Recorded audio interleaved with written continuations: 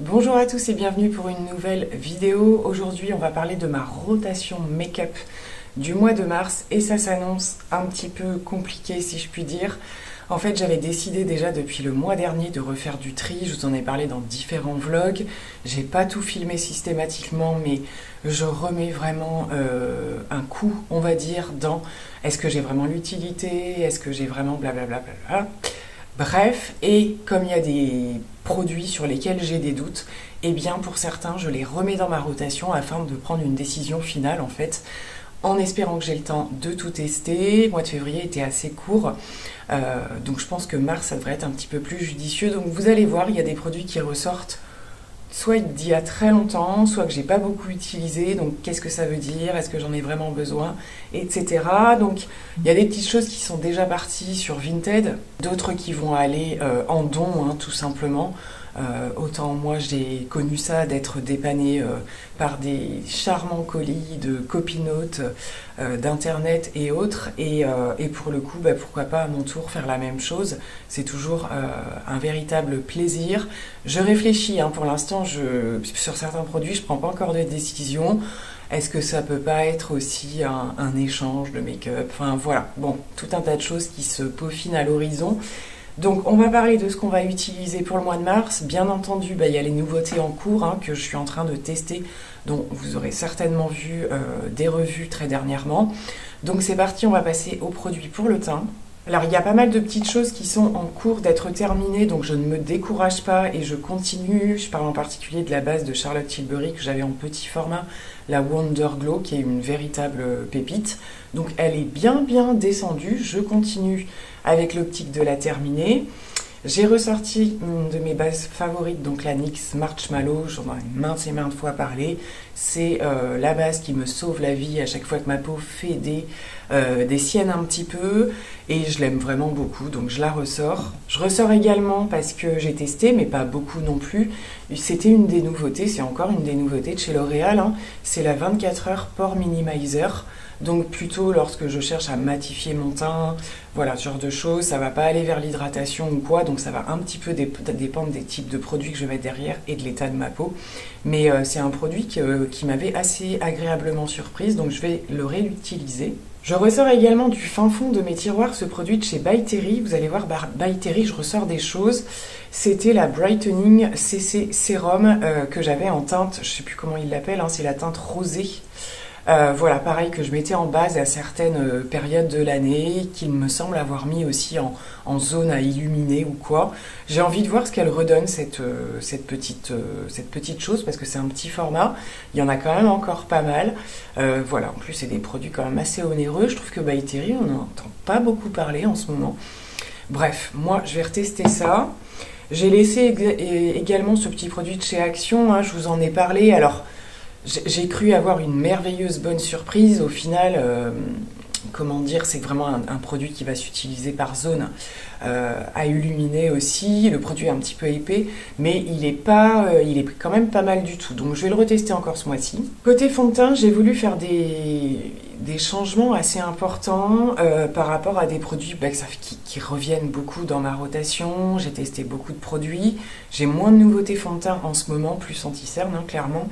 Donc il y a des choses sur lesquelles je voulais revenir, en particulier l'accord parfait de chez L'Oréal qui refait surface là dernièrement, je trouve qu'on en réentend beaucoup parler, qui est aussi connu sous le nom de True Match, là, il a les deux noms en fait, et c'est un fond de teint qui avait été reformulé.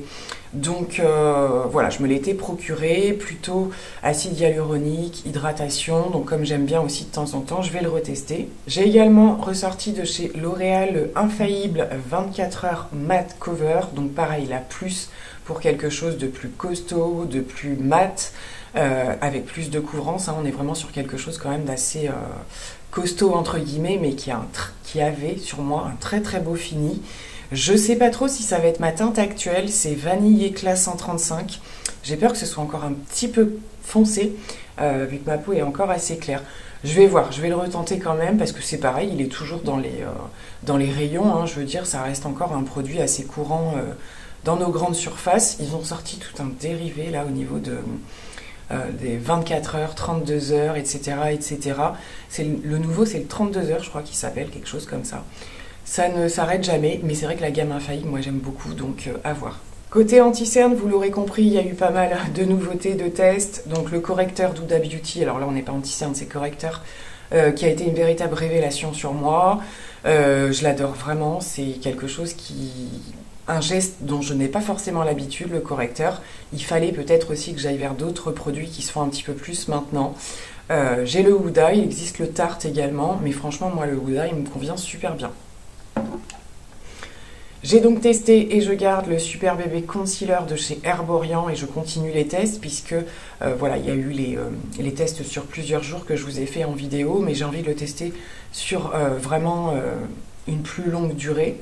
Idem pour le Fenty Beauty, hein, pour le coup, que je porte vraiment tous les jours en ce moment. Donc une très belle découverte que l'anti-cerne Fenty Beauty. N'hésitez pas à retourner voir les vidéos concernant chaque produit. Je reprends un petit peu le temps de faire des vidéos dédiées, voilà, pour vraiment centrer mon avis sur un seul produit.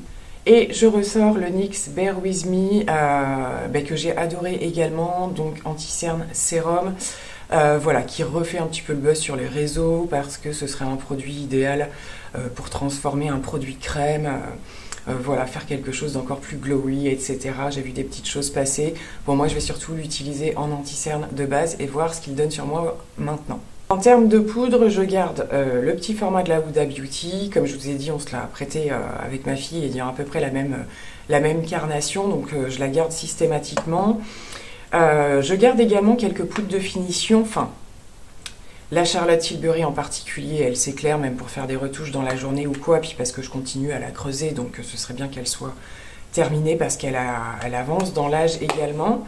Et j'ai ressorti cette fameuse, ce fond de teint poudre de base, hein, de chez Maybelline, le Super Stay 24 heures, que j'avais utilisé en fond de teint poudre au moment de sa sortie et que j'ai envie de voir un petit peu maintenant ce qu'il donne en poudre pour apporter un petit peu plus de couvrance, voilà, ce qu'il donne en gros sur ma peau aujourd'hui, histoire de ne pas garder des produits juste pour les garder, donc ça fera partie des prochains tests aussi.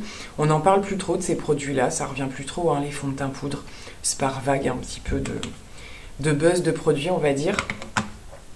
Et je me suis procuré il n'y a pas très longtemps la poudre de baking de chez Révolution en teinte transparente parce que j'avais envie de reprendre déjà une poudre transparente également pour les personnes sur lesquelles je réalise des maquillages parce que ça passe partout, les poudres transparentes en général. Parce qu'aussi j'en ai pas mal entendu parler mais n'ayant plus forcément accès à la marque sans commander sur internet, je veux dire, voilà, j'étais dans un Monoprix, il y avait la marque Révolution, il y avait du NYX aussi un petit peu. Bref, je me la suis reprocurée dans une poudre plutôt petit prix et j'ai envie de voir un petit peu ce qu'elle donne sur moi. On testera également le nouveau spray fixateur de chez L'Oréal dans la gamme Infaillible, voilà, donc avec une tenue sans transfert, hyper longue durée, etc. Ce format un petit peu lac, comme je vous en avais parlé d'ailleurs, c'est un peu le même principe que celle de chez Kiko que j'ai actuellement. Et qui est géniale, mais avec laquelle il faut être vigilant en période de sécheresse, voilà, ce genre de choses, parce que c'est vraiment du fixateur.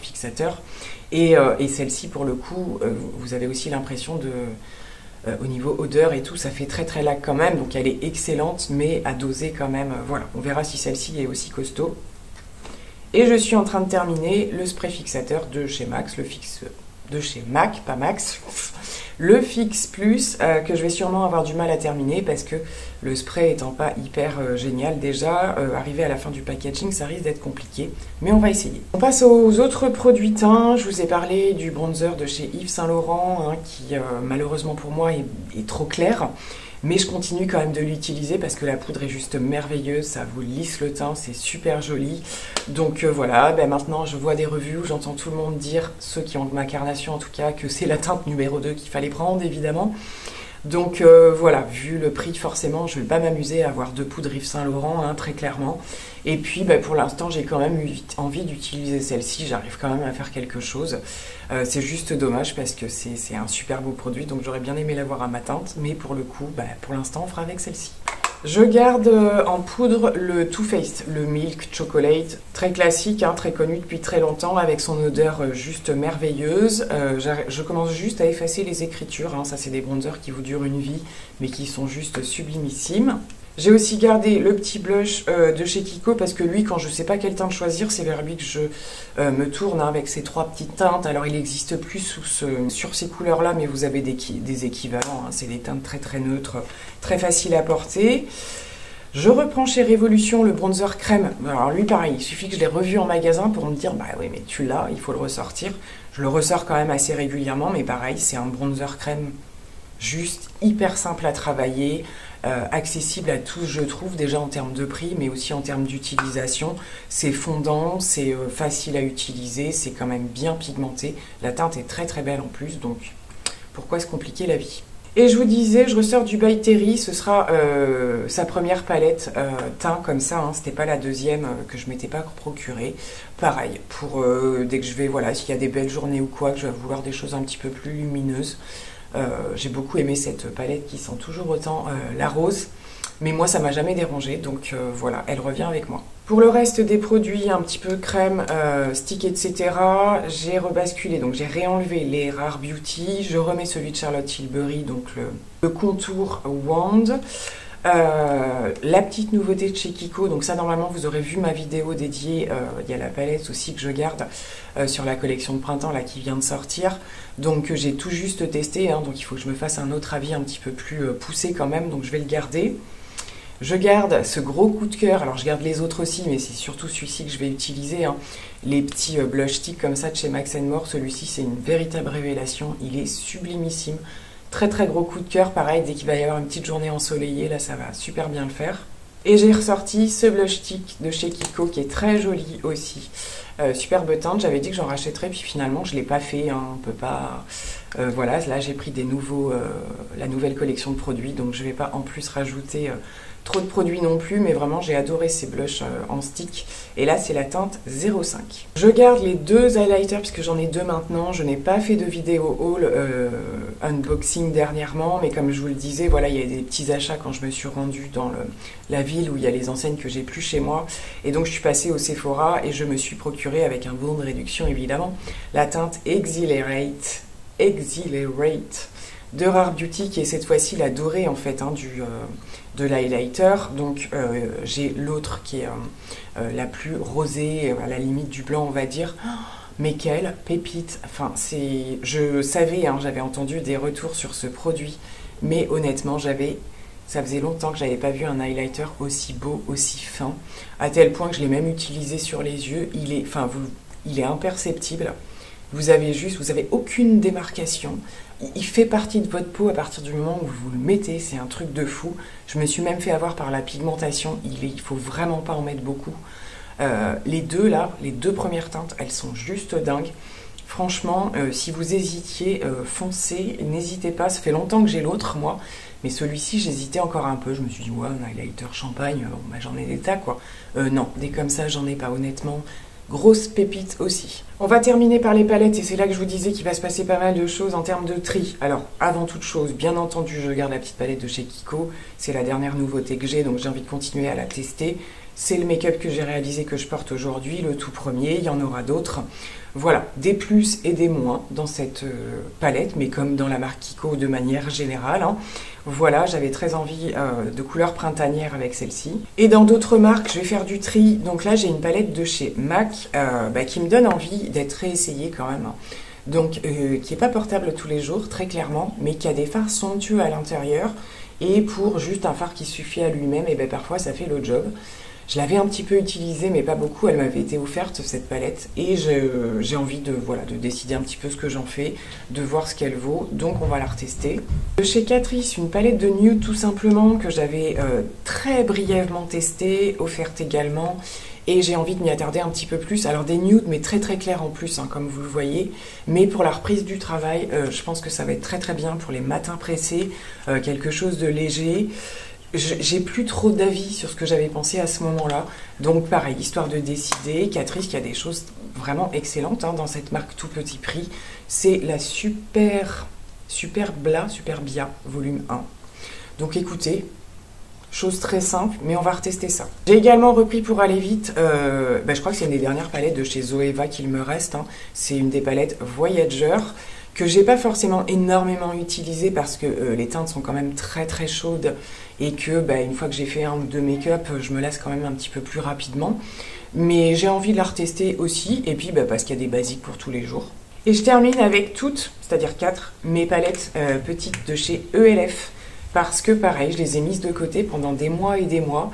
Et je sais pas trop quoi en faire. Est-ce que je les garde ou pas?